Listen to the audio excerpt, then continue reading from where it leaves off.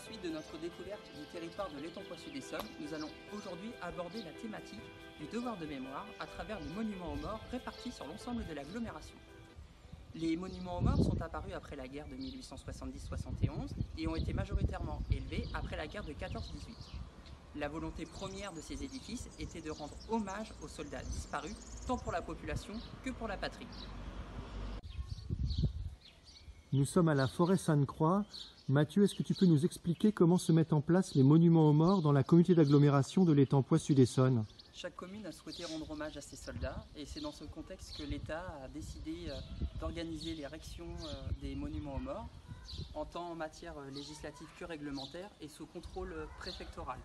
Plus particulièrement, certaines communes vont mettre en place un comité d'érection qui va donner les grandes lignes d'orientation du projet, notamment en matière de symbolique, mais aussi en matière d'ornementation de son monument. Est-ce que tu peux nous expliquer maintenant le choix qui a été fait à la forêt Sainte-Croix? À la forêt Sainte-Croix, c'est un obélisque sur piédestal qui a été choisi. C'est d'ailleurs le monument qui sera le plus répandu dans l'agglomération de l'étang Poisson-d'Essonne, puisqu'il existait une architecture standardisée, tant en matière de fabrication de l'édifice que de son ornementation. Mathieu, est-ce que tu peux nous expliquer maintenant quel type de monument on va retrouver sur le territoire de l'agglomération de l'étang Poisson-d'Essonne? En fonction de son implantation et de son ornementation, le monument aux morts a un message différent. Celui-ci peut être civique, patriotique, funéraire, religieux ou pacifiste.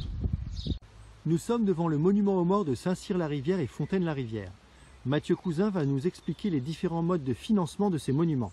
Au sortir de la guerre, les communes ont le souhait d'ériger un monument en mémoire de leurs soldats disparus. Cependant, les contraintes budgétaires sont très présentes. Il existe alors différents moyens pour pouvoir financer son monument aux morts. Tout d'abord, les subventions qui sont accordées par l'État.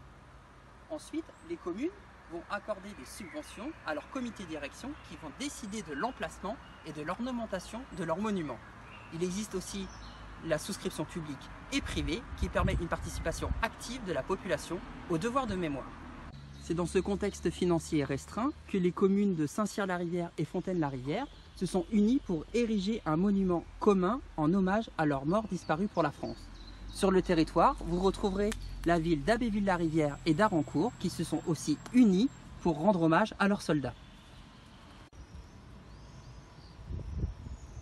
Nous sommes à Méréville et nous continuons la découverte des monuments aux morts du territoire de l'agglomération de l'étang Poisson-d'Essonne. Et Mathieu, tu vas nous expliquer pourquoi le monument aux morts de Méréville a une particularité qu'on ne retrouve nulle part ailleurs. Le monument aux morts a une symbolique pacifiste, c'est-à-dire qu'il rejette la guerre et met en avant la paix. Et la paix est ici représentée par la figure féminine qui tient un casque de poilu sur sa poitrine. Mathieu, peux-tu nous expliquer dans quelles conditions la commune de Méréville s'est engagée dans la réalisation d'un monument si particulier? Dès 1920, la commune a voté un budget de 15 000 francs pour pouvoir réaliser son monument pacifiste, mais a aussi engagé une souscription publique pour permettre aux habitants de rendre hommage à leurs soldats disparus. Le comité d'érection de la commune s'est aussi rapproché d'un élève de l'école des Beaux-Arts qui résidait sur Méréville pour pouvoir être en relation avec les sculpteurs parisiens.